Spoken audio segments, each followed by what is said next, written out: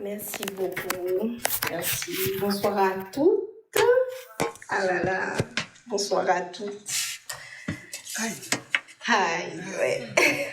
On va venir sur ce point-là tout à l'heure. Tous, ah oui, tous. Mais je disais les célibataires en tout cas. Mais il n'y a pas de tous célibataires, il n'y a que des toutes célibataires. Vous allez bien? Ok. Voilà.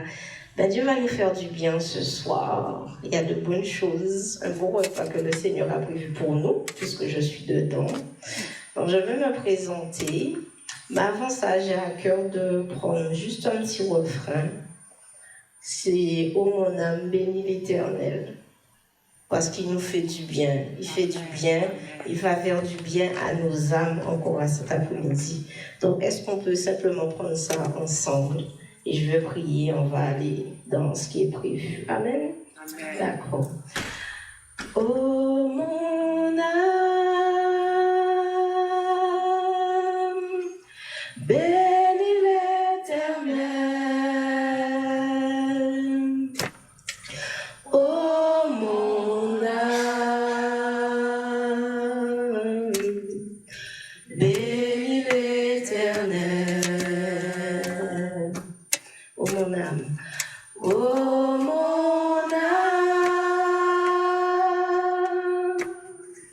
bénis l'Éternel. Oh mon âme, bénis l'Éternel. Encore une fois, avec force, en cet après-midi. Oh mon âme, alléluia, bénis l'Éternel. Oh, c'est vrai, oh mon âme, oh mon âme, bénis l'Éternel. Alléluia. Nos âmes bénissent en cet après-midi l'Éternel, notre Papa, celui qui nous fait du bien. Et vraiment, Seigneur, je veux me présenter, nous présenter tous ici, parce que je le crois, il y a des frères aussi qui vont venir. Nous voici devant toi et vraiment que tu fasses du bien à nos âmes, que tu rafraîchisses nos âmes. C'est toi qui es le gardien de nos âmes, Seigneur. Et je crois que ce que tu as prévu va vraiment nous faire du bien. Que vraiment aussi, en cet après-midi, Seigneur, tu puisses renouveler l'intelligence et toucher les pensées les plus profondes que tu connais. Moi, je ne connais pas, mais tu connais ce que chaque fils, chaque fille a besoin en cet après-midi, Seigneur. Je te fais confiance parce que, Seigneur, tu es grand et tu connais chacune de nos vies. Que vraiment, tu puisses apporter vraiment ce fleuve dans la solitude, parce que tu frayes un chemin dans le désert et tu crées des fleuves dans la solitude. Alors merci pour ce fleuve qui coule d'ores et déjà au nom de Jésus, ce fleuve de connaissance qui nous délivre de l'ignorance au nom de Jésus, ce fleuve de rafraîchissement, ce fleuve de restauration, de renouveau, que vraiment nous soyons touchés par ton renouveau parce que tu fais aussi toutes choses nouvelles. Et c'est une belle chose dans le nom de Jésus. Amen. Alléluia. Vous êtes bénis. Vous êtes bénis. Donc, bienvenue. Bienvenue. Je suis contente d'être avec vous. Merci, pasteur, pour cette opportunité de simplement parler. Oui, hein? Si tu n'étais pas d'accord, je n'aurais pas pu être là. Donc, vraiment, merci pour l'accueil et ça me fait plaisir d'être avec vous. Vas-y, quelque chose? Oui, vas-y. So, ouais, mais t'es carré, c'est comme ça. Oui, je ris beaucoup. Hein? C'est communicatif, voilà, on passe un bon moment. Donc, voilà. Ok. Et du coup, qui je suis? Moi, c'est Mélissa Edmé, pour celles qui ne me connaissent pas. Je suis auteure, donc, comme pasteur a dit, de 2 livres. Et à la fin, je vais en parler plus longuement. Et je crée des contenus aussi en ligne, donc ils sont disponibles sur YouTube et sur les plateformes de podcast. Donc il y a des thématiques bien précises que je traite par rapport au célibat. Et ça depuis 2021 déjà. Wow, on est en 2025, gloire à Dieu. Et du coup, je suis sensible. Moi aussi, je suis célibataire. Donc je connais voilà ce besoin d'être valorisé, ce besoin d'être enseigné, ce besoin surtout de vivre en fait selon la pensée de Dieu, pas vivre le célibat ou avoir cette notion du célibat selon le monde, selon les autres, mais vraiment être au fait de qu'est-ce que Dieu dit sur cette expérience de vie. Et comme étant célibataire, eh ben, ne vous inquiétez pas, je connais l'impatience, la déception, la solitude, l'envie, le découragement. Mais un jour, j'ai décidé de me positionner. Parce que je connais maintenant l'épanouissement, la réjouissance, la responsabilité de vivre le célibat à la manière de Dieu. Retenez ça déjà, le célibat à la manière de Dieu. Et mon souhait, ma prière, c'est qu'on soit plusieurs en Guadeloupe et ailleurs à vivre aussi le célibat à la manière de Dieu et qu'on soit rassurés quant au fait que Dieu nous aime en fait. Même si on ne voit pas certaines choses, même si nous sommes dans l'attente, Dieu nous aime. Et comme j'aime à dire, Dieu est celui qui travaille dans les coulisses. Donc, ne nous inquiétons pas. Dieu travaille dans les coulisses et il est capable de nous surprendre encore. Et au-delà aussi des remarques, des attentes et de la confusion parfois qu'il y a dans ce qui est dit. Dans le célibat et malheureusement à l'église. Donc, vous allez voir, je suis quelqu'un qui parle vrai. Je vous préviens, si ça vous pique, c'est une très bonne chose parce que Dieu a besoin de mettre de l'ordre, faire un travail dans les cœurs, dans la pensée. Ne soyez pas effrayés. Ouvrez votre cœur parce que autant il pique, mais aussi il met le baume après. Donc ouvrez votre cœur s'il vous plaît. Et du coup, par la grâce de Dieu, je fais ce travail. Et récemment, je disais ça lorsque j'ai présenté le livre lors de l'évangélisation, c'est que l'Église doit vraiment prendre ce sujet-là très, très au sérieux de façon urgente, non seulement les dirigeants, mais aussi nous-mêmes.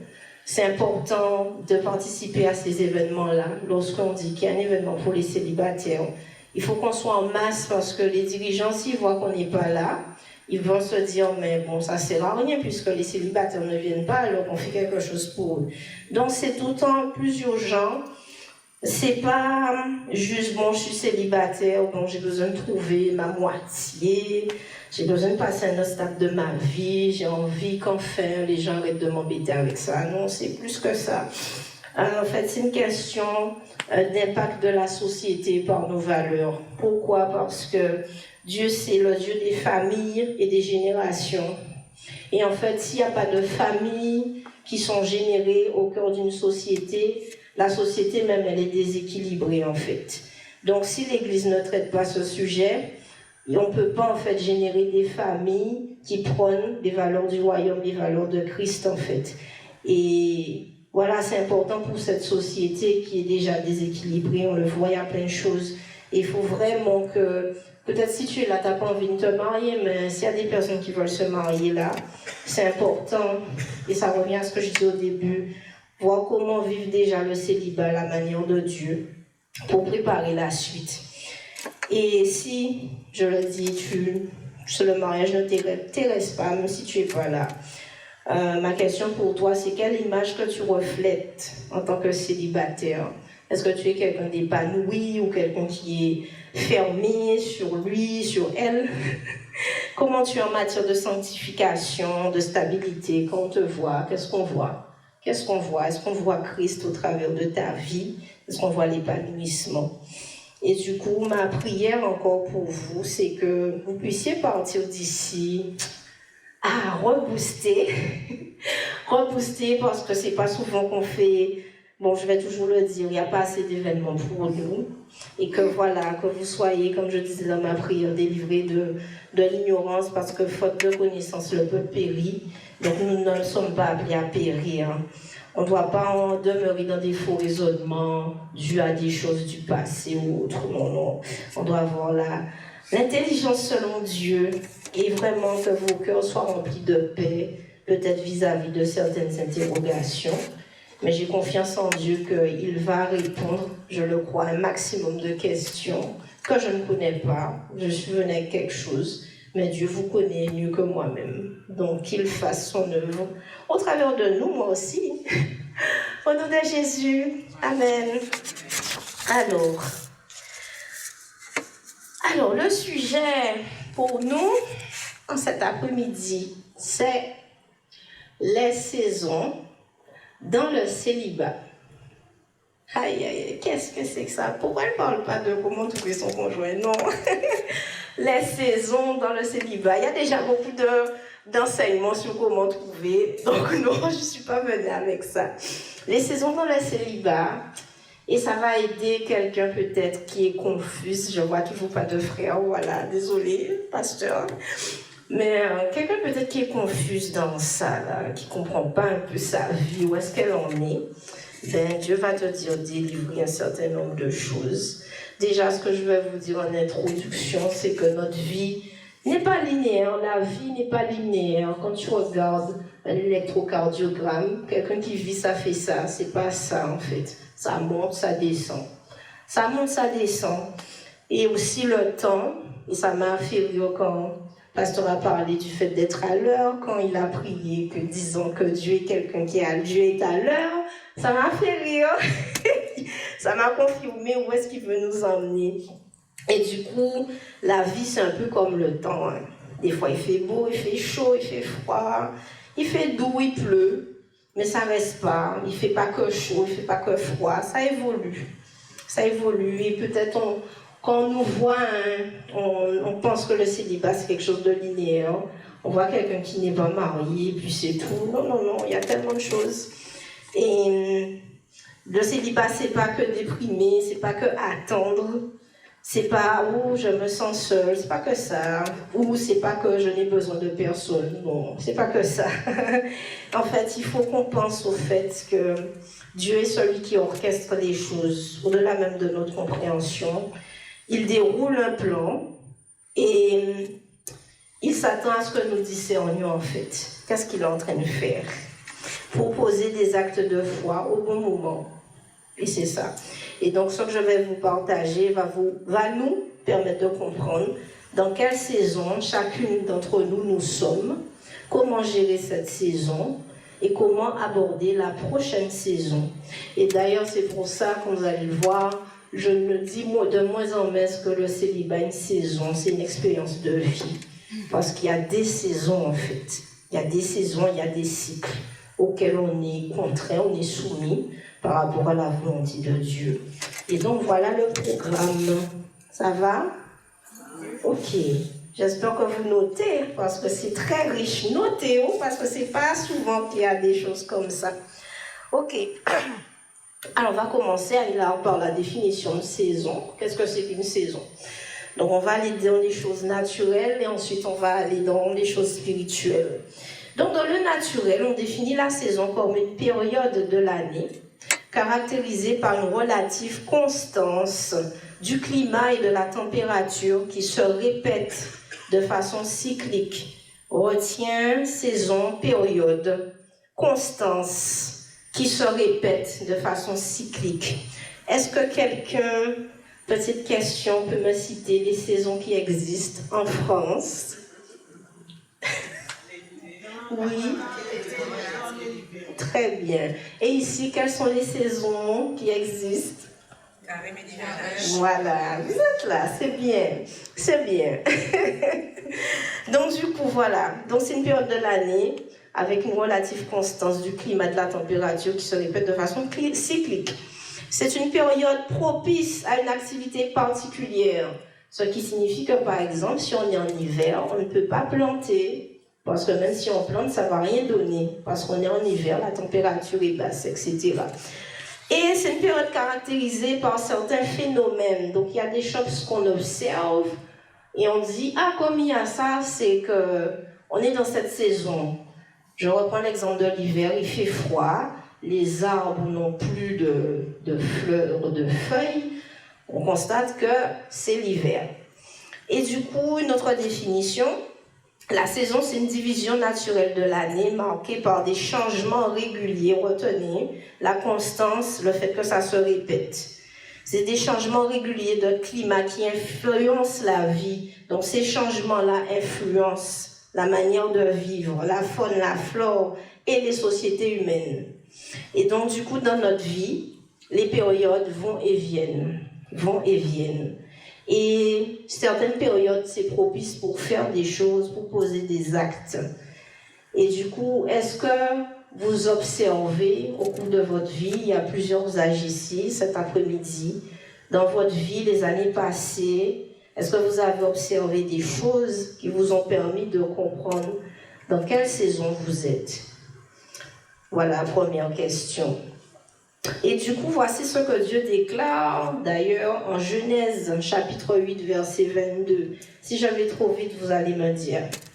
Genèse 8, verset 8, verset 22. Tant que la terre subsistera, les semailles et la moisson, le froid et la chaleur, l'été et l'hiver, le jour et la nuit ne cesseront point. Il y a des femmes ici, ça tombe bien parce que l'autre chose, c'est que humainement, surtout les femmes, nous sommes soumises à des cycles et à des saisons, plus des cycles, je dirais. Il y a l'ovulation, il y a le fait d'être indisposé, on parle de phase folliculaire pour ceux qui connaissent, phase lutéale, et en fonction de ces cycles-là, le moral prend un coup, on est plus ou moins bien, on est plus ou moins énergique, et on est soumis à ça en fait. Notre humeur aussi change en fonction du cycle dans lequel on est. Et on le sait bien, si on est en phase d'ovulation, c'est le meilleur moment pour faire un enfant. Marié, voilà. Voilà, c'était pour l'exemple. Ça va jusque-là? Ok. Maintenant, on va rentrer dans les choses spirituelles. Et là, je vais prendre pas mal de passages où Jésus a parlé, Dieu a parlé, pour nous dire l'importance du temps et l'importance de discerner les choses, et aussi qui nous donne cette capacité à discerner, que c'est indispensable en fait. On va commencer encore un passage que vous connaissez, je suppose, Ecclésiaste 3, à partir du verset 1. En fait, on va le lire ensemble comme un jeu de questions-réponses. Je vais dire il y a un temps et vous allez dire ce qui suit, ok? Est-ce que vous y êtes? Ecclésiaste chapitre 3. Quand vous y êtes, quelqu'un fait oui. Ecclésiaste chapitre 3.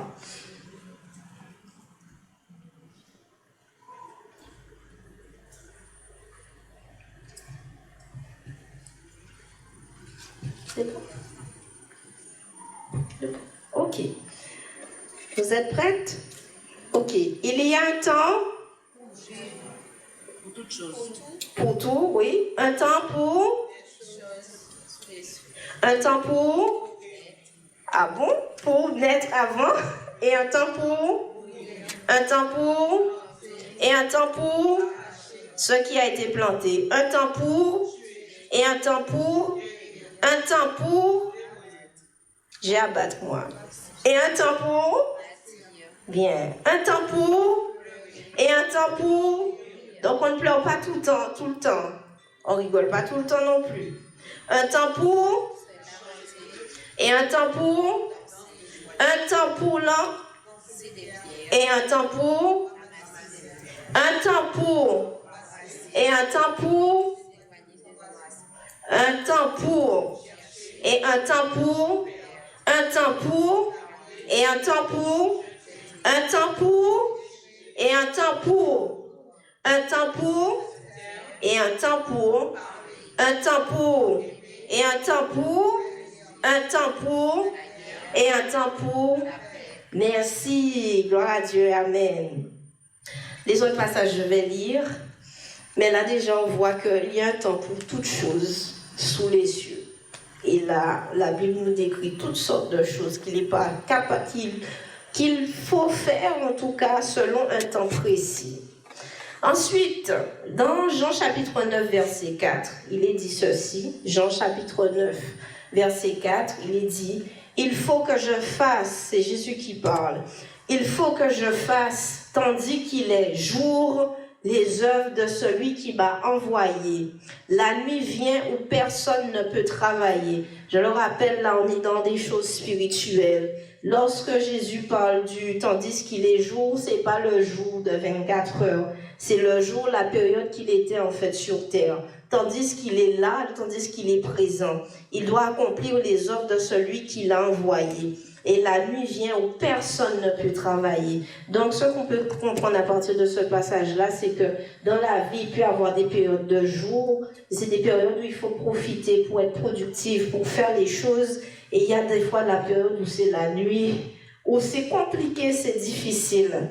Ça va jusque-là? Ok. Ensuite, Matthieu chapitre 16, versets 1 à 2. Matthieu chapitre 16, versets 1 à 2. Les pharisiens et les sadducéens abordèrent Jésus et pour l'éprouver, lui demandèrent de leur faire voir un signe venant du ciel. Jésus leur répondit, « Le soir vous dites, il fera beau car le ciel est rouge, et le matin, il y aura de l'orage aujourd'hui car le ciel est d'un rouge sombre. Vous savez discerner. Vous savez discerner l'aspect du ciel et vous ne pouvez pas discerner les signes des temps. » Là aussi, on voit que Jésus, en fait, reproche aux pharisiens, aux sadducéens de ne pas pouvoir discerner les signes des temps. Donc, ce que je comprends ici, c'est que c'est important pour Dieu aussi, Dieu pour, en tout cas, que nous discernions les signes des temps, les saisons, en fait, sous lesquels il nous met en tout cas. Nous devons discerner, ça doit être impératif. Et j'espère que petit à petit, voilà, Dieu te donne cette importance-là. Ensuite, Luc 19, 41, à partir du verset 41. Je lis un peu avant parce que ça permet de poser le contexte. Luc, à partir du verset 41. Comme il s'approchait de la ville, Jésus, en la voyant, pleura sur elle et dit, « Si toi aussi, au moins en ce jour qui t'est donné, tu connaissais les choses qui appartiennent à ta paix, mais maintenant elles sont cachées à tes yeux. Il viendra sur toi des jours où tes ennemis t'environneront de tranchées, t'enfermeront et te serreront de toutes parts. Ils te détruiront, toi et tes enfants du milieu de toi. Et ils ne laisseront pas en toi pierre sur pierre parce que tu n'as pas connu le temps. Tu n'as pas connu le temps où tu as été visité. Ce qu'il faut comprendre aussi ici, c'est que lorsqu'on ne connaît pas le temps où Dieu nous visite, on perd des choses. Yes. Lorsque tu ne connais pas le temps où peut-être Dieu t'a visité, si tu aspires au mariage, peut-être c'est passé devant toi, mais parce que tu n'as pas connu ce temps, tu n'as pas discerné, c'est passé. Aïe. Dieu veut qu'on connaisse, Dieu veut qu'on soit sensible, qu'on discerne le temps. Alléluia. Et du coup, quand on entend ça, notre célibat ne doit pas être vécu de façon linéaire, je l'ai dit au début, mais on doit être intelligente, on doit être sage, on doit être stratégique. Et du coup, discerner ce qui marque les saisons, ce sera notre avantage. Et ainsi, nous pourrons vivre le célibat différemment. On ne va plus vivre le célibat selon ce que les gens, ce que maman dit, ce que l'église dit, selon que un tel dit. Mais on va vivre le célibat selon ce que je vois, ce que je perçois. Dieu me dit quelque chose et je pose des actes en fait qui vont faire que la volonté de Dieu s'accomplit pour ma vie, pour nos vies. Et voilà qu'on va prier tout à l'heure, vraiment qu'on puisse prier pour le discernement. La chose aussi très importante, c'est qu'il y a des saisons, mais c'est Dieu qui régit le temps et les circonstances. C'est lui qui régit tout ça. C'est lui qui régit tout ça. Et juste 2 passages. Daniel 2, 20. Daniel chapitre 2, verset 20. On a Daniel qui s'adresse au roi, voilà, il a reçu l'interprétation du songe. Et voilà ce qu'il dit pour introduire ce qu'il va dire. Daniel prit la parole et dit, « Béni soit le nom de Dieu d'éternité en éternité. À lui appartiennent la sagesse et la force. C'est lui qui change les temps et les circonstances, qui renverse et établit les rois, qui donne la sagesse aux sages et la science à ceux qui ont de l'intelligence. Dieu est celui qui change les temps et les circonstances. Deuxième chose, à la fin du passage qu'on a lu dans Ecclésiaste, Ecclésiaste 3:11, il nous est dit que Dieu fait toutes choses bonnes en son temps. Ce n'est pas en mon temps, ce n'est pas en ton temps. Dieu fait toutes choses bonnes. Il fait toutes choses, non seulement toutes choses bonnes, en son temps. Donc, il serait impératif en fait de s'aligner au temps de Dieu. C'est salutaire pour nous en fait. Ça va apaiser notre cœur et notre tête par rapport à certaines questions qu'on a. Quand on prend conscience que Dieu est celui qui change le temps et les circonstances et qui fait toutes choses bonnes en son temps. Alléluia. Maintenant, je vais vous aider, parce que j'ai dit ça, il faut discerner. Mais comment on fait ça? T'inquiète pas. Oui? Oui? Water. Ah oui, thank you. Comment on fait ça? Comment on fait ça? Et là, je vais vous présenter 5 saisons.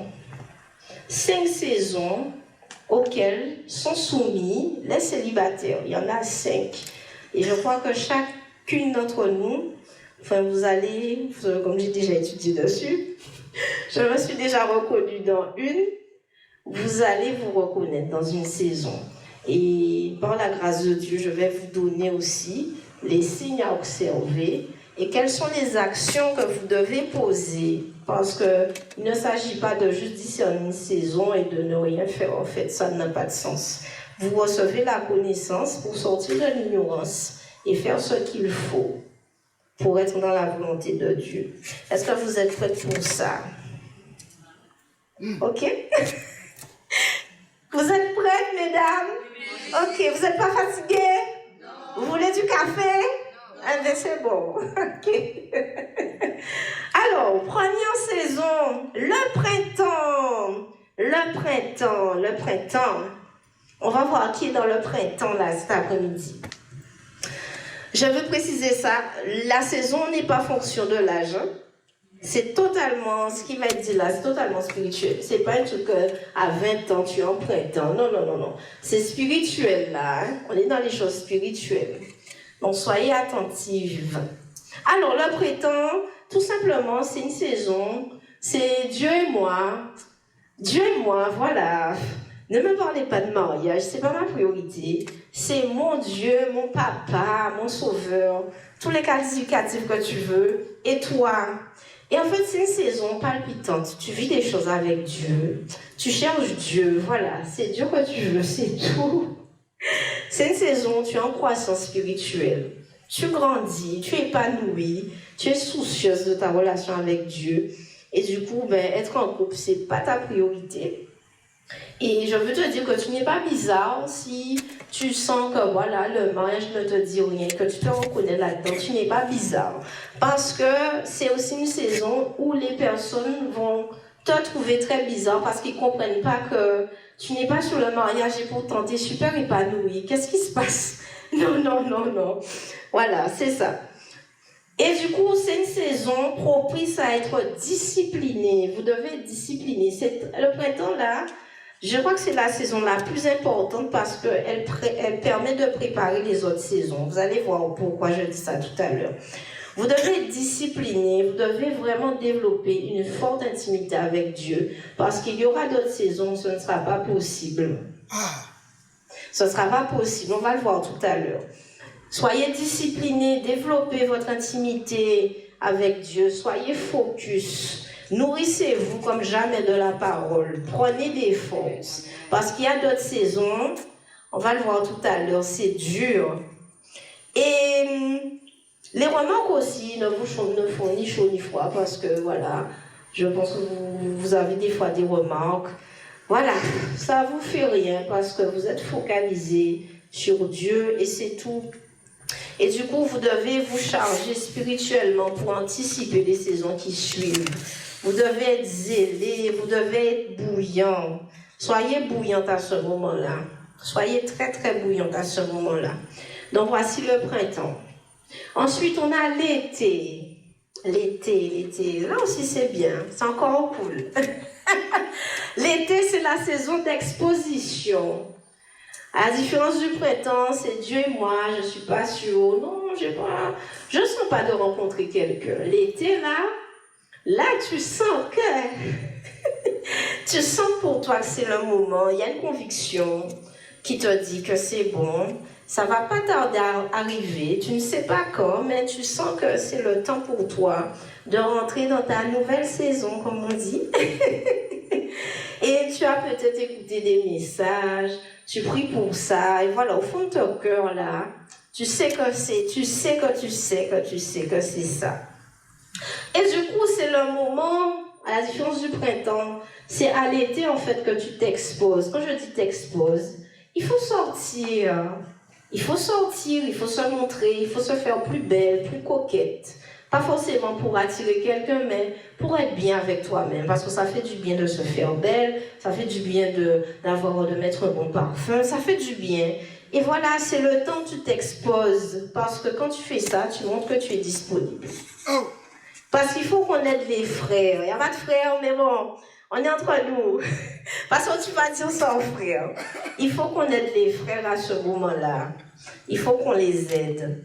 Parce que c'est pas évident pour eux. Des fois, on est tellement sur nous-mêmes. Là, de petit à petit, là, j'ai besoin d'étudier sur la psychologie masculine, comment un homme fonctionne, c'est quoi les besoins, c'est quoi les réflexions qu'un homme. J'ai besoin de savoir, en fait. Et du coup, c'est un temps où on doit s'exposer. C'est un temps aussi, peut-être pour certaines d'entre nous, on a des propositions. Ceci étant, proposition ne veut pas dire, j'ai dit que ça va piquer, ça veut dire ne pas être sauvage. C'est-à-dire qu'un frère va venir innocent comme il est, mais mais quand il est talent, pourquoi qu'il parle pour moi? Non, doucement. Calme. Tu ne sais, oui, calme. Tu ne sais pas, même si oui, là je suis pratique aussi, même si la personne ne te plaît pas, ce n'est pas la peine d'être sauvage en fait. Non, la personne veut juste parler avec toi, elle t'a pas demandé un mariage. Donc, du calme. Mais non, comme tu t'exposes, c'est normal que tu attires du monde. C'est une conséquence et c'est la saison qui est comme ça. Et aussi, faisons très attention. Au lieu de dire, mais Kayamoun là, ça voulait encore. Tu ne sais pas si ce frère-là a un frère qui, en fait, c'est lui, en fait. Des fois, on est à une personne de la personne de notre destinée.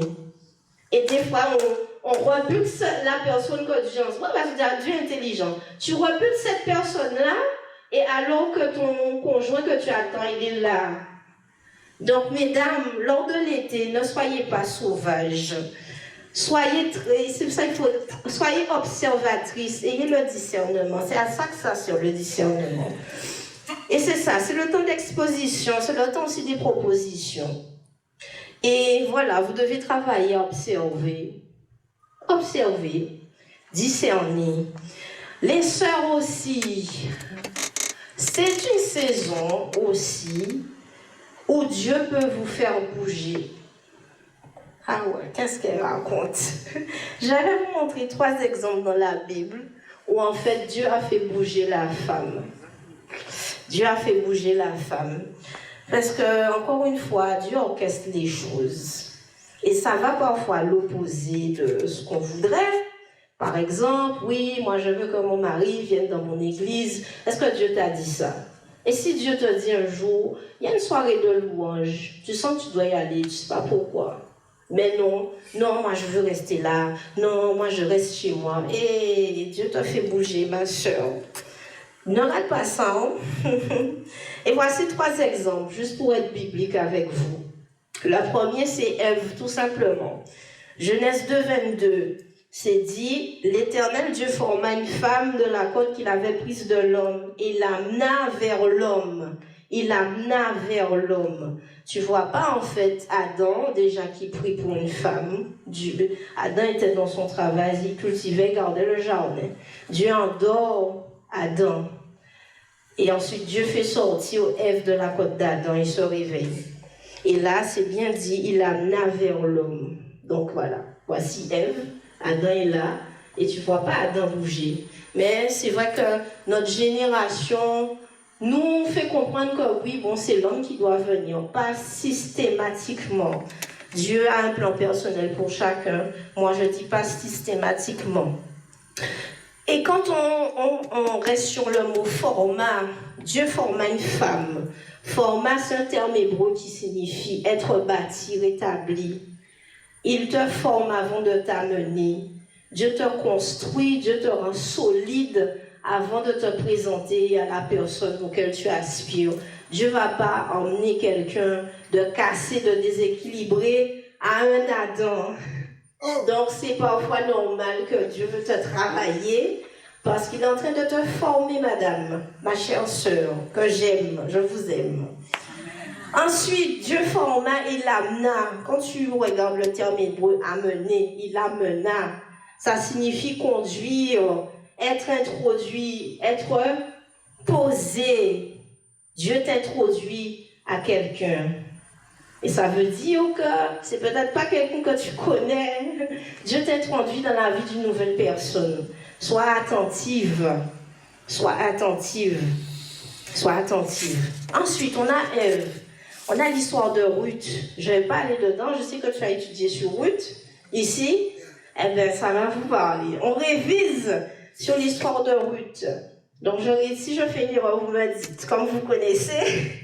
Donc, Ruth, c'est l'histoire d'une jeune fille, s'appelle Ruth. Il y a Naomi qui vient de Bethléem, ils vont d'un pays moabite. Moabite, c'est le pays maudit. Hein? Et du coup, voilà comment Dieu change la destinée de Ruth, qui sort du pays des Moabites et qui l'emmène à Bethléem. Arrivé à Bethléem, Ruth rencontre un monsieur qui s'appelle Boaz. Oh, comme par hasard, tout ça de champs qu'il y a dans la région, c'est le champ où il y a Boaz que Ruth glane. Est-ce que Ruth savait, en rencontrant Naomi, en ayant le premier mariage, qu'elle s'est transportée à Bethléem? Dieu a orchestré tout ça. Dieu a orchestré tout ça. Et c'est parti d'une décision de suivre sa belle-mère, là où tu iras, j'irai. Et voici ce que Dieu fait. Et on voit, je lis quelques passages dans ça. On voit que voilà, Ruth est en train de glaner. On a une première interpellation. Dans Ruth 2, tout ça, je lis rapidement. Boaz dit à son serviteur chargé de surveiller les moissonneurs, à qui est cette jeune femme? Ça veut dire qu'il l'a vue. Il a vu que cette dame-là est nouvelle. À qui est cette jeune femme? Ensuite, voilà, il lui parle. Boaz dit à Ruth au verset 8, écoute ma fille, ne va pas la glaner dans un autre champ. Donc ça veut dire qu'il y avait d'autres champs. Ne t'éloigne pas d'ici pour que je puisse te voir, pour que je puisse t'observer. Ne t'éloigne pas d'ici et reste avec mes servantes. Est-ce que quand Ruth est venue à Bethléem avec sa belle-maman, elle s'est dit, ouais, je vais dans un champ pour trouver un homme? Non, elle n'était pas dans cette dynamique-là. C'est Dieu qui a orchestré les choses. Oui, il y a eu des circonstances malencontreuses, mais c'est pas resté que triste et malencontreux. Il y avait quelque chose derrière. Donc, je veux t'encourager, te dire aussi, là, tu vis des circonstances qui sont difficiles. C'est pas la fin de ta vie. C'est pas la fin de ta vie. Dieu est en train d'orchestrer quelque chose. Et du coup, on voit comment Boaz fait preuve de bienveillance. Et voilà. Et Ruth aussi, il y a une attitude qu'elle montrait. On vous observe, mesdames. Nous sommes observés. C'est pas parce que c'est pas parce que des hommes ne vous parlent pas qu'ils ne vous observent pas. Voici ce qui est dit un peu au verset 11. C'est Boaz lui-même qui parle à Ruth. On m'a rapporté. Donc on t'observe, mais aussi on rapporte des choses de toi. Donc ma question pour toi, c'est quoi ton témoignage en tant que célibataire? Qu'est-ce fait? Qui m'en est vous capoté? C'est pas parce que les gens ne te parlent pas, c'est pas parce qu'un homme ne te parle pas qu'il ne te voit pas. Au contraire, il y a des gens qui vont rapporter. Ah, c'est une femme qui est douce, elle n'est pas sauvage. En train de dire, ouais, mais quand il vient encore, tu vois, le quand il vient encore, ça peut t'emmener loin. Ah, j'ai parlé pour elle, mais ouais, mais elle est sauvage, hein. Ah ouais, frère, non, on va pas voir la soeur, elle est sauvage. Tout ça, quand il vient encore, attention. On peut on peut, entre guillemets, refuser quelqu'un, mais... On a sorti talent. Ah oui, on a sorti talent. J'aime l'accent.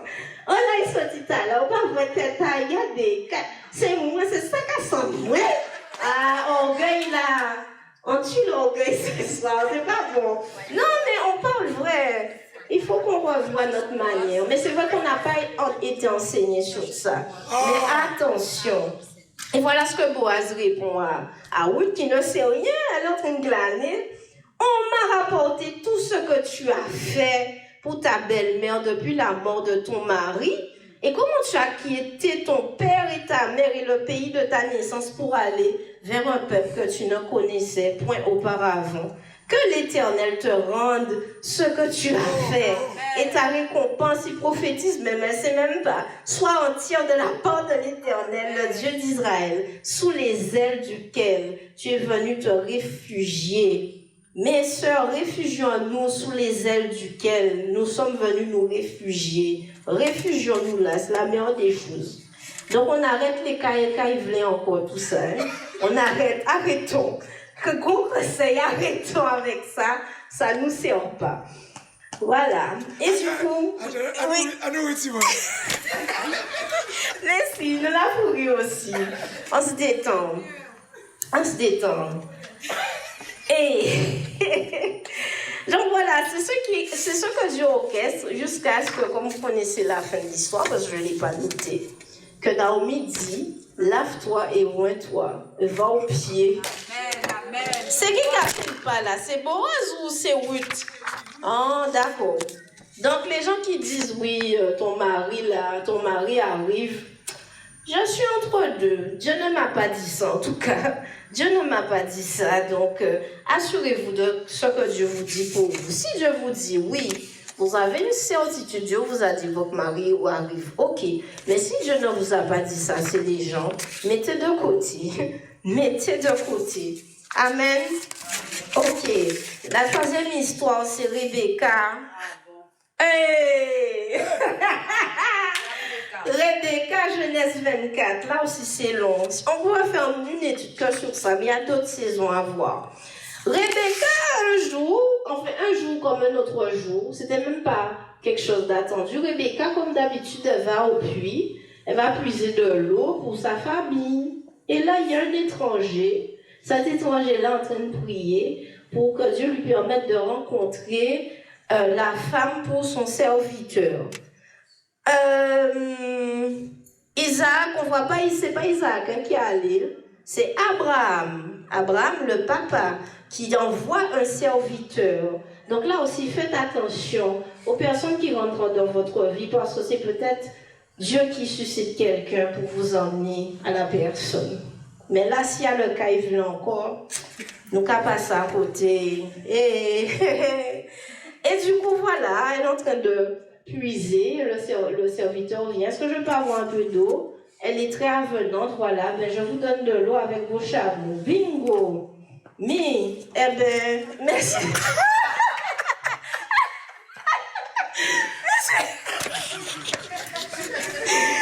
Ah là là!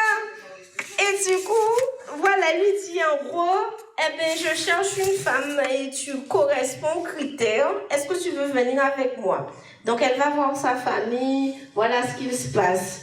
Et j'aime tellement ce verset-là, mon Dieu, ça aussi, on ne parle pas de ça.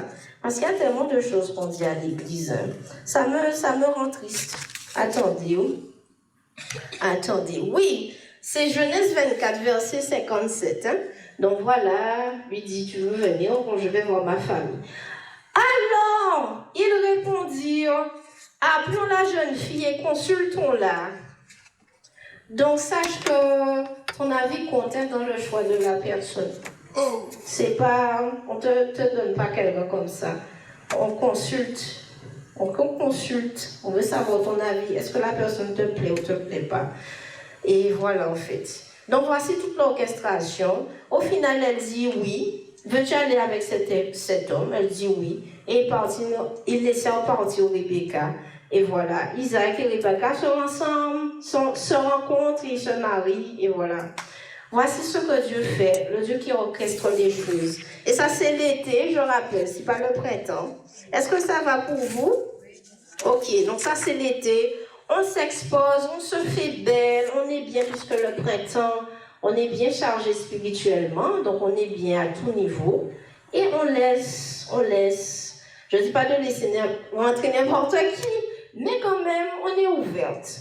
On est ouverte avec sagesse. Voilà. Ah oui, très important, toujours en été. Alors là aussi, cas de figure. Tu sens pour toi, c'est le moment de rencontrer les gens, tout ça, mais est-ce que tu es disponible? Est-ce que tu es disponible?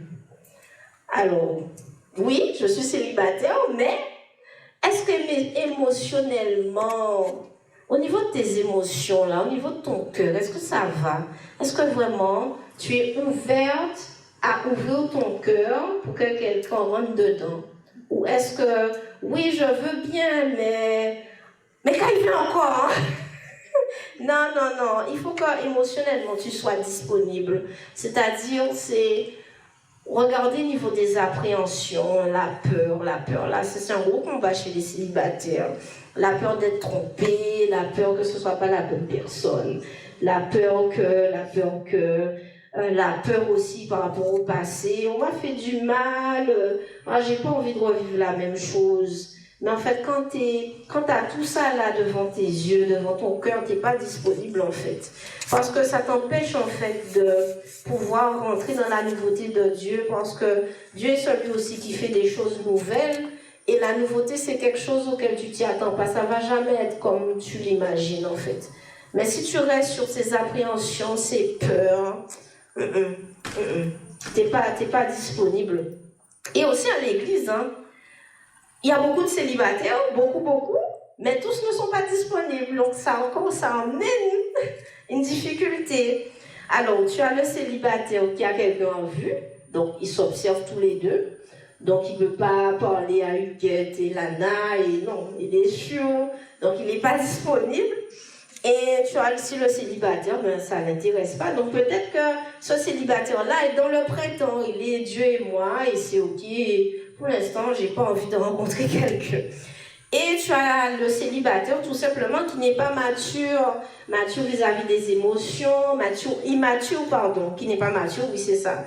Et du coup, cette personne n'est pas dans les conditions pour rencontrer quelqu'un. Et aussi le célibataire qui ne discerne pas dans quelle saison il est. Donc, voilà. Alors, l'autre chose aussi, est-ce que tu es disponible socialement, au-delà du fait que tu es célibataire? Alors, par exemple, c'est avoir un emploi du temps tellement rigide que tu ne développes aucune relation sociale. Avoir des amis, c'est pas trop ton truc. Attention, il faut de l'équilibre. Il faut qu'on développe des vies sociales. Il faut qu'on rencontre des nouvelles personnes à une certaine fréquence. Nouvelles personnes, c'est pas forcément amoureux, hein, parce qu'on ne sait pas qui Dieu peut utiliser. Donc, il faut être ouvert à ça. Que quand on dit oui, c'est pour rencontrer du monde, pas forcément. C'est peut-être une connexion divine pour ton travail, professionnellement, pour ce que Dieu t'appelle à faire. Donc, il faut être ouvert sur ces choses-là. Quand je dis socialement, je disais, c'est le cas, il vient encore, hein. On est défensif, on est fermé lorsque quelqu'un nous aborde. Tu n'es pas disponible, tu es célibataire, mais tu n'es pas disponible. Et aussi, avoir beaucoup de couples mariés, oui, c'est bien, mais ça nous dessert parce qu'ils sont déjà mariés et ils ne sont pas dans l'optique, en fait, de nous présenter du monde. Je connais une sœur, par exemple, elle sort tout le temps avec un couple et en fait, au final, on lui refourgue le bébé. Elle, c'est elle qui garde le bébé, en fait. Et moi, ça me gêne. Mais bon, elle fait là ses décisions. Mais attention à ça, être tout le temps avec des mariés, parce que les mariés vont parler de leurs problèmes et ça influence, en fait. Quand tu entends à la maison ce problème-là, mais ça ne me donne pas envie. Hein. Ah, j'aime bien mon célibat. Non. Il faut que tu sortes avec autres personnes qui sont mariées, en tout cas. Donc, c'est ça, être disponible socialement. Et être flexible, parce que je le dis encore, Dieu est celui qui est capable de faire quelque chose de nouveau, quelque chose auquel on ne s'y attend pas. Mais des fois, on a nos schémas pour revenir au couple. Eh bien voilà, ils étaient amis pendant des années, puis finalement Dieu a fait qu'ils se sont mis ensemble, ok. Mais est-ce que Dieu veut ça pour toi? Ça influence. Quand oui, ben telle personne-là a trouvé son conjoint tout de suite. Tu te dis, ben moi aussi je veux ça. Mais non, mais qu'est-ce que Dieu a prévu pour toi? Peut-être c'est pas... En fait, c'est peut-être pas le même schéma qu'il veut en fait faire pour toi. On a aussi, on n'y pense pas, mais tous les récits de contes de fées, avec la princesse qui est dans un château, elle a besoin d'être sauvée, et puis le prince arrive, elle fait rien, et puis voilà, ils s'embrassent avant. Ensuite, ils se marient, ils ont beaucoup d'enfants. C'est quelque chose qu'on nous a mis dans notre tête pendant des années, ça nous influence vraiment ce récit conte de fées. Mais qu'est-ce que Dieu veut faire de ta vie en fait? Qu'est-ce que Dieu veut faire de toi? Et est-ce qu'on est au fait du plan de Dieu personnellement, pas le plan de Dieu de X ou Y? Qu'est-ce que Dieu veut faire avec toi personnellement? Pour chacune d'entre nous qui espérons, pour celle qui veut se marier, et attendre d'être choisi. Et aussi la manière de Dieu, est-ce qu'on veut s'y aligner? Parce que ce qu'il fait, c'est tellement bizarre des fois et parfois rebutant. Voilà, c'est pas dans notre projet, c'est pas dans notre plan, mais en fait, on doit s'aligner à son plan.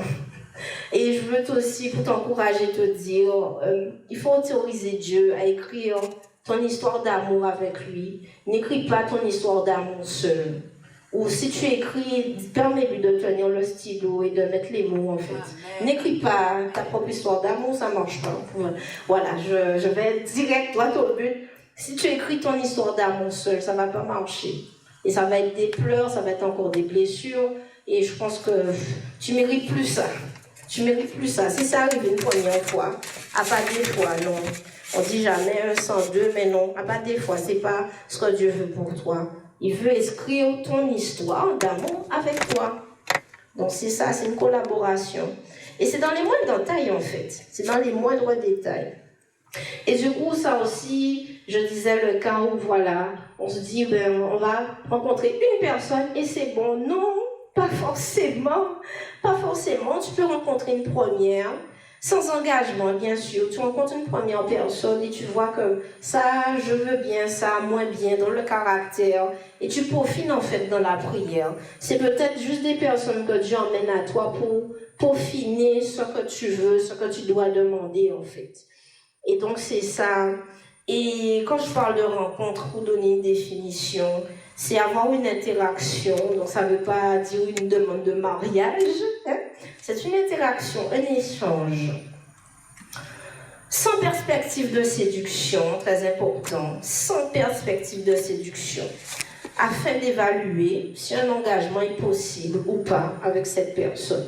Donc aussi, mesdames, vous avez le pouvoir du non. Lorsqu'une personne vient vous voir, on a déjà l'impression que la personne s'impose à nous. Non, tu as le droit de dire non, que tu n'es pas intéressé, ou que tu es dans le prétend.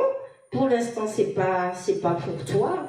Et voilà, des fois, je sens des fois des femmes contraintes. Il y a quelqu'un dans leur vie, mais elles sont gênées plus qu'autre chose. Non, tu n'es pas intéressé, ou tu sens que c'est pas ça. Sois claire. Il faut qu'on soit des femmes claires. Poser un cadre sain, c'est surtout ça. Et voilà, et aussi, ben, pourquoi pas, il y a des amitiés, il y a des gens qui ne croient pas à l'amitié homme-femme, mais je pense que c'est possible. Vraiment, un frère, sincèrement, c'est possible, mais il faut poser le cadre, comme le mariage est un cadre. Avoir une relation avec un frère, il faut un cadre en fait. Mais ça doit être mutuel et clairement dit, pas penser dans la tête. Il faut formuler les choses. On doit apprendre à ça parce que nous les femmes, on est dans ça et on pense que le frère, il est là. Non, il n'est pas là. Il faut lui dire en fait, je veux ça, je ne veux pas ça. Je voudrais, je ne voudrais pas. Ça paraît basique, mais c'est pour vous épargner des relations bizarres, des relations exclusives. On est dans quelque chose, mais le frère ne dit rien de concret. On est dans ça en espérant que non, c'est pas ton partage non plus. On est dans du concret. Donc voilà pour l'été. Ça va pour vous? Ok. On continue maintenant. Alors je disais au début, il y a des saisons là qui vont être beaucoup plus difficiles et on va rentrer dedans. Oui? Oui. Maintenant l'automne. L'automne aussi, c'est très riche. L'automne aussi, qu'est-ce qu'il y a dans l'automne? L'automne, c'est une saison de stagnation. Il y a le Seigneur à quand? Seigneur, qu'est-ce que tu fais? Seigneur, à quand? À quand, Seigneur? À quand? La saison de stagnation. Je décris pour toi. Tu ne constates pas de changement dans ta vie. Tu veux te marier, hein? Mais en même temps, cette vision du mariage-là, en point de couple qui se sépare, couple qui divorce, voilà, ce couple-là me dit ce qui se passe dans leur foyer, là. Bon, ah, ma maman a divorcé, j'ai pas envie de vivre ça. J'ai été abusée par mon père, j'ai pas envie de vivre ça. Il y a tout ça, là, ça prend le pas dans la tête, là. Et en fait, t'arrives pas à te projeter. Tu stagnes, tu veux te marier et en même temps, tu n'arrives pas à te projeter. Donc, c'est un seul même qui me pote dans la tête. Et tu veux, mais en même temps, tu veux pas. Et qu'est-ce qui explique ça? Et c'est là où Dieu a vraiment besoin de travailler en douceur, mais il faut qu'il rentre dedans. Il faut qu'il rentre dedans. Si tu entends ça cet après-midi, c'est vraiment une grâce parce que il s'attend à ce que tu passes autre chose dans ta vie. Enfin, après tant d'années. Alors, pourquoi peut-être tu stagnes? C'est parce que, voilà, comme j'ai dit, c'est un foyer familial dysfonctionnel, maman célibataire, famille monoparentale, le père n'est pas là, ou c'était pas trop ça, c'était compliqué. Expérience douloureuse, peut-être d'une première relation, des abus, histoire sans lendemain, voilà. La peur, comme je disais, la peur d'échouer, la peur de s'engager, etc. Tu connais peut-être quelle peur que tu as. Les mauvaises pensées qui sont là, les mauvaises pensées, au point de peut-être dire malheureusement, mais je ne me marierai jamais si c'est ça, il n'y a aucune personne qui est faite pour moi, attention. Et aussi une mauvaise estime de soi, peut-être tu penses que tu n'es pas suffisamment bien. Pour que quelqu'un t'aime, tout simplement, non, c'est faux. Dieu dit dans sa parole que tu es une créature merveilleuse et mon âme le reconnaît bien, que ton âme reconnaisse que Dieu t'a fait bien, Dieu t'a fait bon, Dieu t'a fait bon, il n'a pas fait de déchets. Il n'y a pas de déchets ici, il n'y a pas de personnes sans valeur ici, mais vraiment des personnes de haute valeur. Je suis venue vraiment par ces paroles réencourager quelqu'une. L'automne aussi, ben c'est le temps où il faut faire une clarté dans son cœur. Comment va ton cœur? Comment est ton cœur là? Qu'est-ce que tu peux supporter, pas supporter, les limites? Est-ce que tu as une affection vis-à-vis de toi-même, même si tu voudrais qu'on ait une affection vis-à-vis de toi, mais il faut commencer par toi. Et voilà, comment tu vois le sexe opposé? Est-ce que c'est quelqu'un qui peut t'abuser? Est-ce que c'est quelqu'un qui peut te faire du mal? Voilà, il y a une manière aussi de voir le sexe opposé. Et tout ça là, ben, ça peut freiner le fait de t'ouvrir. Et voici l'automne. Voici l'automne, voilà, les feuilles sont jaunes, les feuilles tombent en fait. Et aussi si ton cœur est endolori, tu te dis bon mais en même mariant, eh ben, ça ira mieux, non.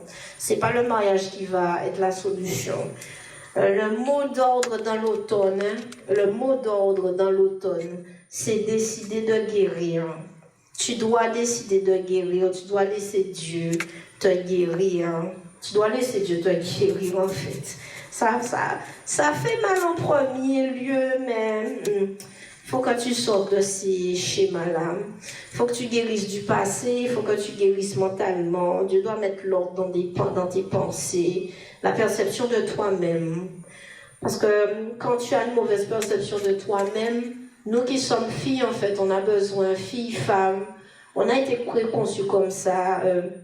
Le fait de ne pas avoir de papa, par exemple, on cherche une approbation, une validation chez le sexe opposé. On a envie que ce soit le sexe opposé qui voit notre valeur.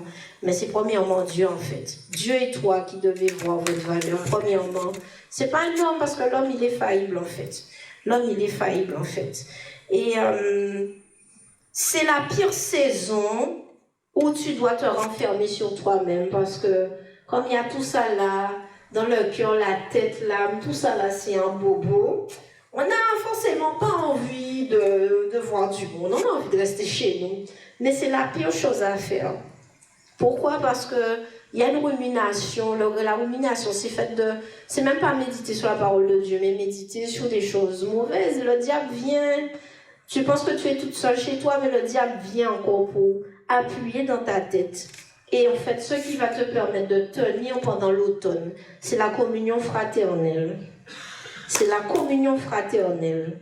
Parce que quand tu es avec les autres, tu ne restes pas sur toi-même. On peut prier pour toi. On peut prier pour toi. On peut t'encourager. Si on ne t'encourage pas directement, Dieu est capable d'utiliser la bouche de quelqu'un, pasteur ou autre, pour te donner une parole. Mais si tu restes chez toi, ça ne va pas le faire. Ça ne va pas le faire. Et d'ailleurs, en passant, pour celles qui s'intéresseraient, j'ai créé une communauté sur WhatsApp. Ça s'appelle Célibataires chrétiens. Et ça a ce rôle-là pour que les personnes, en tout cas les célibataires chrétiens, ne s'isolent pas parce que c'est un véritable fléau des chrétiens célibataires qui s'isolent. Et une brebis qui est isolée, c'est une vraie proie pour le diable en fait. Une brebis ne vit pas seule. Une brebis est toujours en troupeau. Elle est toujours en troupeau. Si la brebis part, et le but c'est qu'aucune brebis ne soit perdue. Et du coup, dans cette communauté, on sort. On a un groupe où on discute, on s'échange, on échange aussi des encouragements, des choses. Et surtout du célibat ou autre. Mais l'idée, c'est de ne pas rester seul. Vraiment, ton ennemi, là, autant au printemps, tu peux être seul, tu es bien, tu sais que tu es bien avec Dieu. Mais l'automne, là, communion fraternelle, bombarde-toi, sors aussi, pas forcément pour rencontrer. Et en fait, il ne faut pas tomber dans le piège du diable, parce que c'est ça qu'il attend, en fait. On pense qu'on est tellement fort en étant seul. Non, c'est un piège du diable, ça. Non, vraiment, Dieu nous libère, en fait, de faux raisonnements, de fausses choses. Si tu peux retenir ça, quand ça ne va pas, communion fraternelle. Et c'est pour ça que je disais au début, c'est important de se charger pendant le printemps, parce que c'est une période, on n'a pas envie de lire la Bible. Voilà, on n'a pas la force pour prier, en fait. Et c'est vraiment le support des autres qui nous porte, en fait, quand on n'a pas de force. Et c'est ça, en fait. Et petite digression aussi sur l'automne. C'est vrai que j'ai montré l'aspect un peu compliqué, mais l'automne aussi, on peut être bien, spirituellement, matériellement, émotionnellement, ça va. Mais on n'a pas d'opportunité, il n'y a personne qui nous parle, en fait. On peut venir à se dire, il y a peut-être un problème. Non, il n'y a pas de rencontre du tout. Et là aussi, la communion fraternelle aide. Et c'est aussi un temps où il faut sortir de la zone de confort. Si on a déjà des amis, peut-être il faut en rencontrer d'autres pour sortir de cette saison-là. Donc voici pour l'automne. Alors, une saison, je vais dire, transitoire dans l'automne, mais pas forcément, hein. Ça peut venir à n'importe quel moment, et d'ailleurs, parenthèse, les saisons vont et viennent. Hein. Comme j'ai dit aussi dans la définition au début, ça va et ça vient. C'est Dieu qui met l'ordre, en tout cas. Donc la prochaine saison, c'est le labourage. Oui. Non, oui, pas en vrai dans le labourage. On n'est pas... Vous savez c'est quoi le labourage? Vous avez une terre qui doit être préparée pour être cultivée. Et il y a un tracteur qui vient, qui malasse la terre, qui fait sortir les choses, les pierres. Voilà, c'est une terre qui est travaillée. Et en fait, la saison de labourage, c'est là où le Seigneur te travaille sur beaucoup de choses. Beaucoup de choses que Dieu te demande. C'est des saisons difficiles parce qu'il y a des blessures qui se réveillent, parce que Dieu a besoin de traiter. Il y a des interactions difficiles parce que Dieu veut travailler ton caractère. Il y a des choses qui te renvoient à des choses que tu as soi-disant mis dans un tiroir. Mais Dieu veut ouvrir les tiroirs parce que si tu as fait de Jésus ton Seigneur, eh bien, il y a un jour, il dit, j'ai besoin de mettre de l'ordre, j'ai besoin de travailler la terre, ou j'ai besoin de planter. Et c'est pas évident. Ça peut être plus ou moins long. Alors, comment sortir de cette saison? C'est coopérer avec Dieu, c'est tout. C'est une saison, ça va te demander beaucoup d'obéissance. Beaucoup de lâcher prise. Parce que voilà, c'est une lutte là dans le cœur. Si tu obéis, tu vas passer vite. Mais si tu ne lâches pas prise, si tu veux encore garder les choses que Dieu te dit de lâcher, ça va durer. Ça va durer. Et en fait, tout comme l'agriculteur travaille, prépare la terre en profondeur, afin de recevoir des bonnes semences et être fertile, Dieu cherche à nous épurer. C'est le temps de l'épuration. Peut-être des gens auxquels tu tenais, eh bien, il y a quelque chose qui fait comme il y a une séparation de cette relation-là. C'est pas forcément le diable, c'est peut-être Dieu qui veut que tu arrêtes cette relation-là. Et l'objectif dans cette saison aussi, ça va demander beaucoup de pardon, aussi pardon vis-à-vis de soi-même. Il faut apprendre le pardon, l'amour, apprendre à aimer les gens qui ne nous aiment pas, apprendre à aimer les gens qui sont difficiles. Et peut-être si tu veux te marier, c'est une saison très propice parce que dans le mariage, c'est pas tout le temps rose, il y aura des pardons. Mais si dans le célibat, tu l'apprends pas, comment tu vas faire dans le mariage? Et si tu apprends le pardon, l'amour, et tu aboutis à une pleine restauration en Christ. Et comment tenir bon dans cette saison? Adoration et la parole, adoration et la parole, adoration et la parole. Sois une adoratrice pendant ces temps-là. Juste ça, peut-être tu n'auras pas de mots, mais l'adoration va t'aider. Et la parole, parce que comme c'est une saison, ça bouscule beaucoup. Il faut que tu sois concentré sur ce que Dieu t'a dit avant d'entrer dans la saison.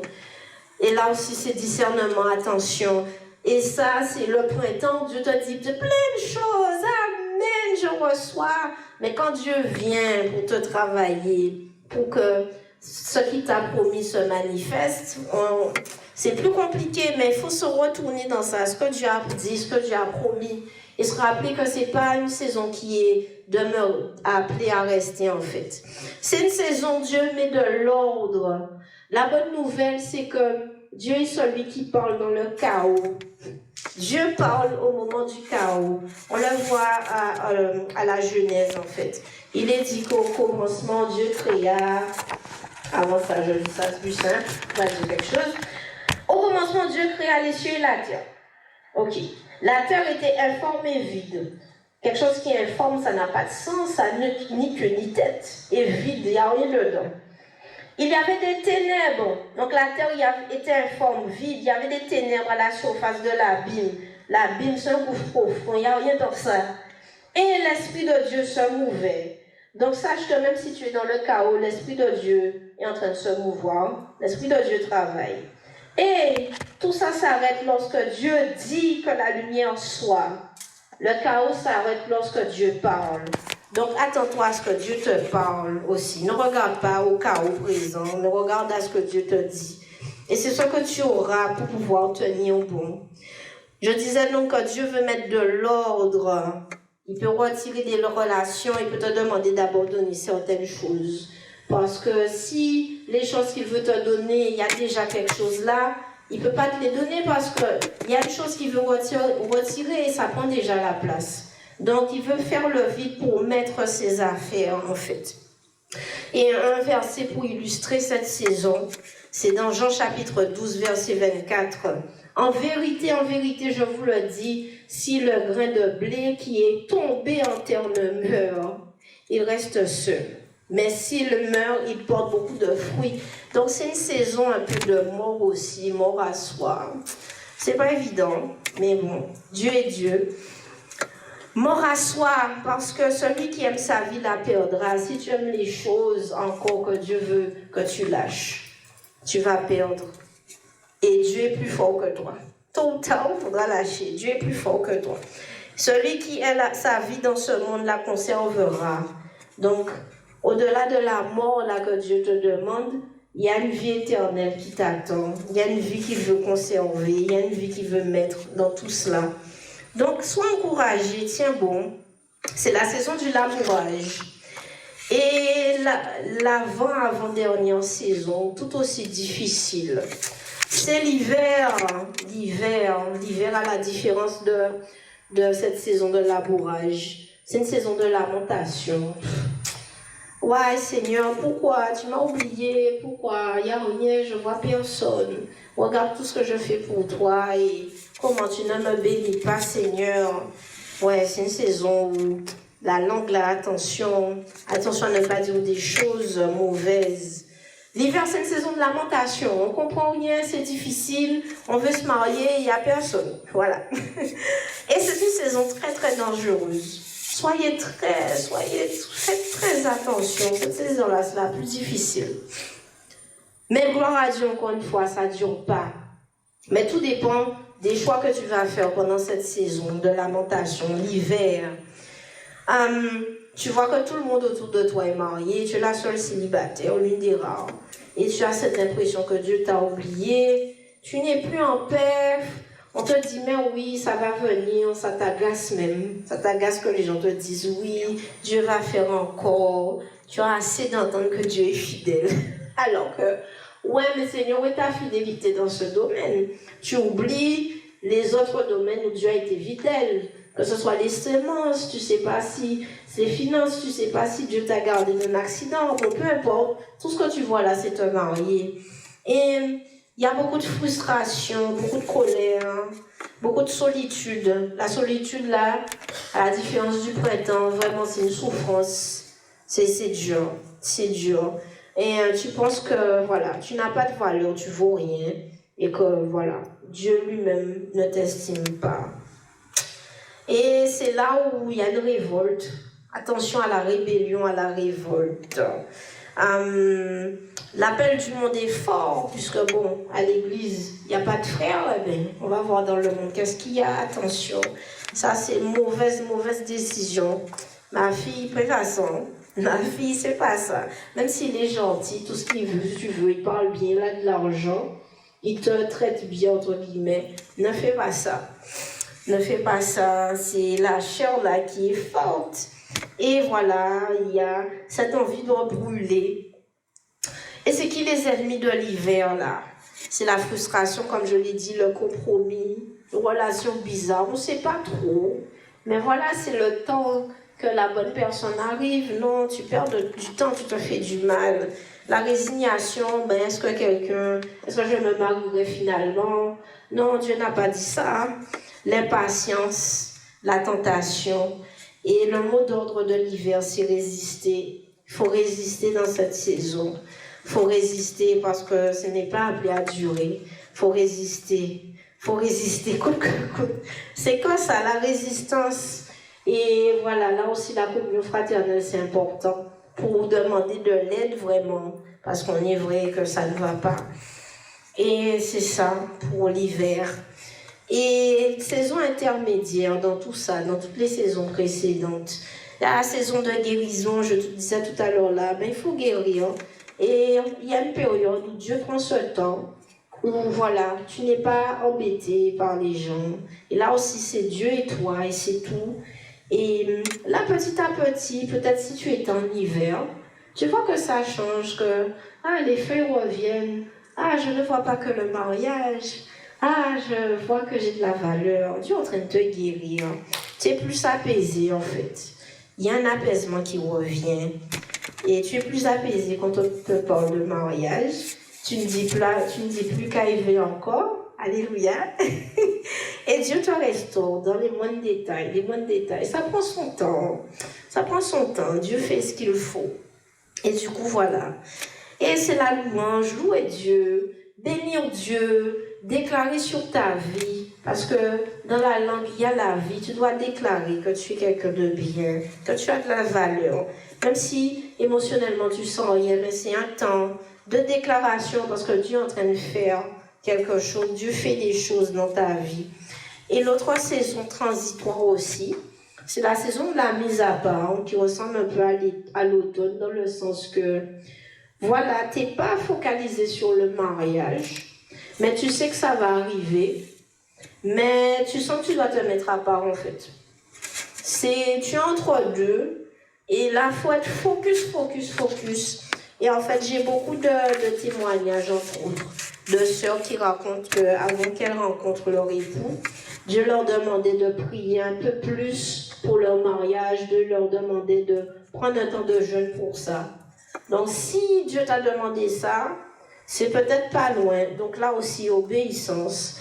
Voilà, c'est prier aussi, sans être en fait dans un stress particulier. Là, c'est des instructions que Dieu va te donner et c'est obéir en fait.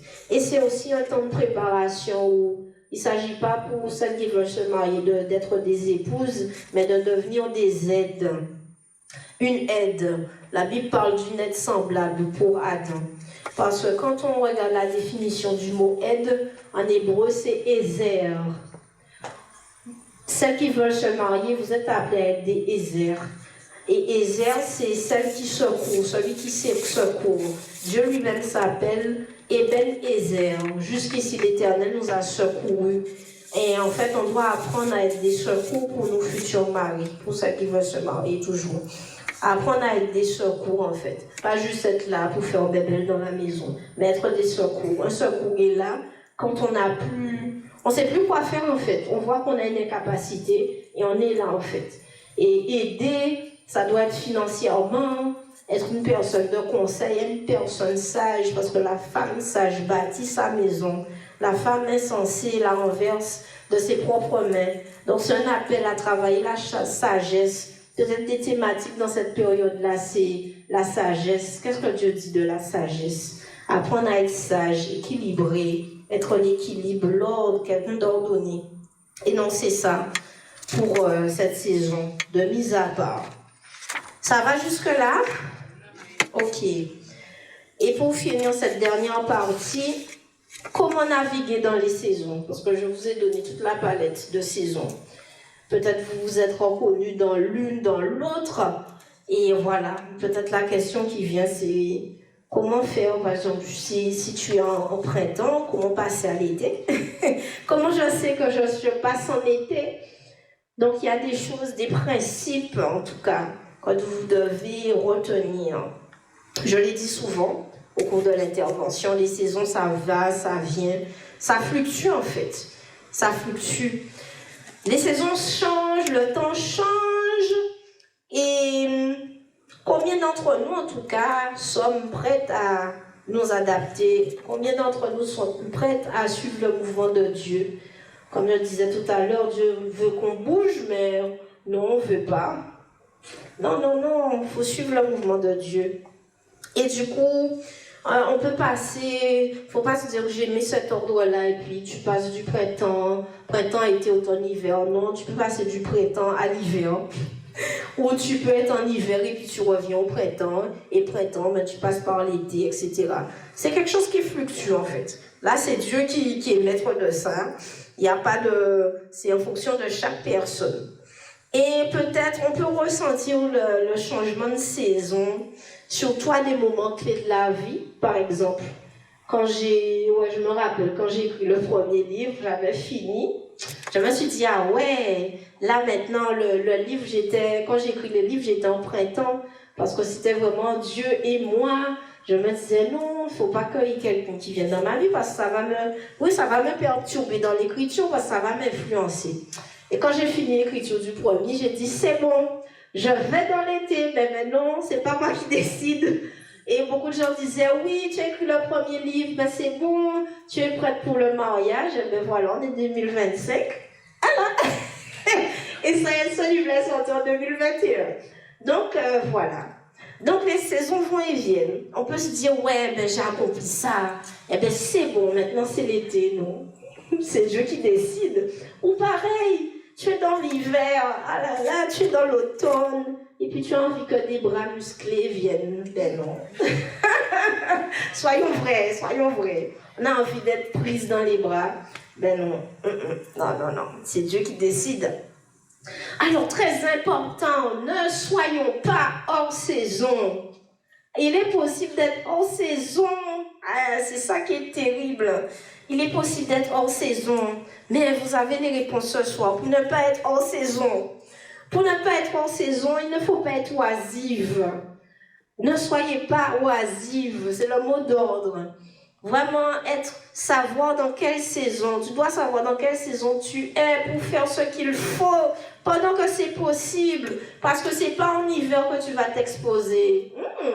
Ton état, là, c'est pas dans ta saison de guérison, là, que tu dois t'exposer. Ah ouais. Tu vas te faire mal, il y a un loup qui va venir te manger et pour retourner en hiver. Non, non, non. Quand tu sais dans quelle saison tu es, tu sais ce qu'il faut faire, en tout cas. Et pareil, l'entourage. Oh mon Dieu, l'entourage. Qui peut te presser, mais oui, tu as vu l'âge que tu as. Ben oui, et mais est-ce que c'est la bonne saison? Est-ce que l'été est là pour que tu t'exposes? Est-ce que c'est le temps de Dieu pour toi? Et comme je disais tout à l'heure, l'erreur c'est de croire que la saison en fonction de l'âge, alors pas du tout. C'est vraiment spirituel. Et la saison aussi c'est une question de positionnement. Et en fait quand on a la pression de l'extérieur, d'ailleurs ma maman qui me dit tout le temps quand est-ce que je vais faire un premier enfant, voilà. Ça peut altérer le discernement parce que si on n'est pas spirituel, parce qu'on peut être chrétien et charnel, si on n'est pas spirituel, on peut se dire ouais mais peut-être qu'ils ont raison. Et c'est là que ça commence à... Donc attention aussi aux voix extérieures qui vous parlent. La voix la plus importante dans votre vie, c'est celle de Dieu, pas les autres. Les autres ne sont pas... Faut pas faire en fait que la voix des autres devienne un Dieu, c'est-à-dire qu'on subit en fait ce que les gens disent. Comme je disais tout à l'heure, si pour un homme vous êtes capable de dire non, pour les gens gentiment, vous pouvez dire non, je ne suis pas d'accord, non, je refuse, je ne veux pas que tu dises ça de moi. Vous avez ce pouvoir-là. Et en fait, lorsqu'on ne dit rien, on laisse en fait ces voix-là venir, ça nous fait du mal. Parce que lorsque quelqu'un nous a dit une parole, on rentre à la maison, et c'est qui réfléchit, qui rumine, c'est Bibi. Eh bien non, nous ne sommes pas des Bibi. Nous ne sommes pas... Vous n'êtes pas des Bibi, voilà. Et pareil, votre changement de saison est proche. Vous allez dans l'été, mais vous n'avez pas l'attitude, ou en fait vous êtes déjà en été, mais vous n'avez pas l'attitude de quelqu'un qui est en été. Vous êtes en été, mais vous ne vous exposez pas. C'est incohérent, il faut profiter de l'été pour s'exposer au maximum. Parce que quand hiver, automne va venir, ce ne sera pas possible en fait. Donc à chaque saison convient un positionnement, des actions à poser. Comme dans l'agriculture. En hiver, on ne sème pas, donc en hiver spirituel, on ne peut pas s'exposer non plus. Et du coup, c'est ça. Alors, la Bible demande, la Bible demande, montre, plutôt, c'était le verbe que je voulais, montre. Dans 1 Chronique, chapitre 12, verset 32, la Bible nous parle des fils d'Issachar qui avaient l'intelligence des temps pour savoir ce que devait faire Israël. Faut qu'on prie pour cette intelligence des temps pour savoir qu'est-ce qu'on en doit faire. Au-delà de l'aspect mariage, célibat, pour votre vie en tant que disciple de Christ, qu'est-ce que Dieu vous demande à certains moments de votre vie de faire? Parce que si l'on ne discerne pas, on ne peut pas savoir ce qu'il convient de faire directement. Et là aussi, on peut passer à côté. Parce qu'on n'a pas posé des actes que Dieu attendait de notre part. Et pour finir, les brouilleurs. Ça aurait été tellement plus simple s'il n'y avait pas ça, mais bon. Il y a aussi des brouilleurs de discernement. Des choses qui brouillent notre discernement. J'en ai parlé un petit peu. Mais j'accentue sur ça. Alors, être influencé par les injonctions des autres. Au final, on suit ces voies-là, alors que ce ne sont pas nos dieux, en fait. L'âge, on peut penser qu'à un certain âge, rien n'est possible. Non, est-ce que Dieu t'a dit ça? Sarah a 90 ans, et là, Harry, qu'on lui a dit qu'elle aurait un enfant. Donc, ne sois pas celle qui rit, mais sois celle qui pose des actes, en tout cas. Brouillard de discernement, celles, puisqu'il n'y a toujours pas de frère, c'est malheureux, celles qui ne veulent pas se marier, mais pour des mauvaises raisons. Les mauvaises raisons, là. Est-ce que c'est parce que ton cœur, là, au fond, tu saignes, hein? Tu es blessé au plus profond de toi-même, et la seule solution que tu t'es dit, c'est de ne pas te marier. Est-ce qu'aussi c'est dû à une saison? Parce que si tu es en hiver, clairement, il y a cette pensée-là qui est très forte. Au printemps, ça va. Mais en automne-hiver, cette pensée-là domine vraiment. Et c'est te dire que, est-ce que tu veux pas te marier par rapport à des blessures? Là, c'est pas une bonne motivation. Ou parce que tu es dans une saison qui prête à penser cela, en fait. Donc, attention. La passivité, l'oisiveté, le fait de s'ennuyer dans le célibat, en fait. Et que, pensez aussi que c'est une fois marié que, voilà, ta vie aura du sens. C'est incohérent parce qu'en fait, de base, c'est Jésus qui donne un sens à ta vie. C'est pas le mariage. C'est pas le mariage. Le mariage, c'est une bénédiction comme une autre.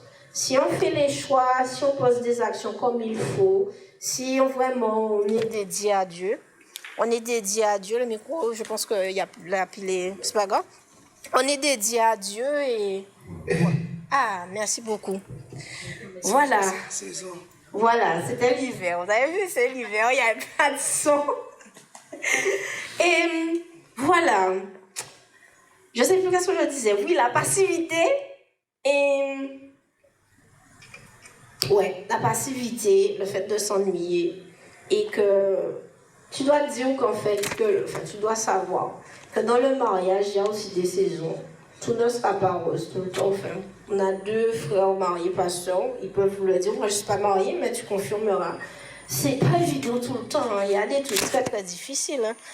Ah, je sais pas, la perte d'un enfant. Ok.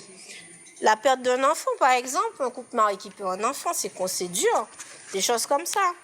Et du coup, le mariage aussi, il y a du travail, il y a des saisons. Donc, c'est pas se dire, une fois que je vais être mariée, eh ben, là, enfin, je vais commencer la vie. Non, il y aura d'autres défis, il y aura d'autres challenges. Donc, voilà, et on sait bien que le diable est contre le mariage. Donc, en fait, je crois que c'est encore plus chaud. Et la Bible parle des tribulations, en fait, qu'il y a dans la chair par rapport aux personnes qui sont mariées. Donc, autant bien vivre notre saison actuelle, qui est le célibat. Et l'une chose aussi, un autre brouilleur du discernement, c'est ne pas être au fait du plan de Dieu pour notre vie, chacune ici présente. Dieu vous appelle à quoi? Qu'est-ce que vous êtes appelé à faire? Qu'est-ce que Dieu veut faire de vous? Quel est ce fardeau qui vous brûle à chaque fois qu'on parle de ce sujet-là? Vous dites non, il y a quelque chose à faire, il y a une injustice, merci. Il y a une injustice, une cause que Dieu vous demande de défendre. Qu'est-ce que vous faites avec ça? Est-ce que c'est la jeunesse? Est-ce que ce sont les femmes? Moi, c'est les célibataires, j'ai compris. Est-ce que peut-être c'est prendre en charge les veuves, par exemple? Est-ce que c'est l'évangélisation? Il y a toute personne ici a quelque chose à faire pour Dieu. Parce que la Bible parle des œuvres que Dieu a préparées d'avance afin que nous les pratiquions. Qu'est-ce que tu dois pratiquer? Et là, ça va te donner du boulot. Là, tu vas pas être ennuyé, vraiment. Vraiment, il faut avoir souci de ce que Dieu veut faire. C'est pas juste Dieu, donne-moi un mari ou Dieu, bénis-moi, fais-moi du bien. Il va le faire parce qu'il nous aime. Mais après, là, quand il t'a béni, qu'est-ce que tu fais? Qu'est-ce que tu fais des dons, des talents? Qu'est-ce que tu fais de tout ça? Il y a des choses à faire. Il y a tellement d'outils maintenant pour lancer des choses, peut-être un business, je ne sais pas. Mais votre voix compte en fait. Votre voix compte, vous n'êtes pas juste appelé à être là et attendre un mariage. Mais non, vous êtes appelé à faire de grandes choses. C'est pas que moi, je ne crois pas ça. Je crois pas ça. Et du coup, là je conclue vraiment. Vous comprenez pourquoi on ne peut pas considérer le célibat comme juste une saison comme ça. Quand les gens nous regardent, voilà. Tu es dans ta saison de célibat, non, je ne suis pas dans ma saison de célibat. Je suis dans une expérience de vie. Une expérience de vie qui a des saisons. Et c'est pas juste à attendre, en fait. On n'est pas des gens attentistes. On est des gens actifs, des gens que Dieu appelle à faire des choses. Et Dieu a un plan très très grand, un plan qui nous surprend, et dans lequel nous sommes les actrices. Il n'y a pas de frère pasteur, ça m'inquiète. Dans lequel nous sommes les actrices, il orchestre les choses avec intelligence, sagesse, et c'est à nous d'être conduits par le Saint-Esprit. On doit être conduits dans tout ça. On doit se laisser conduire parce qu'il nous conduit, mais on ne s'en rend même pas compte, en fait. Et que nos cœurs soient ouverts et flexibles à sa volonté. Et ainsi, nous allons voir et vivre de très belles choses dans le célibat. Voilà, mesdames, béni soit l'Éternel, car il nous fait du bien. Amen. Voilà.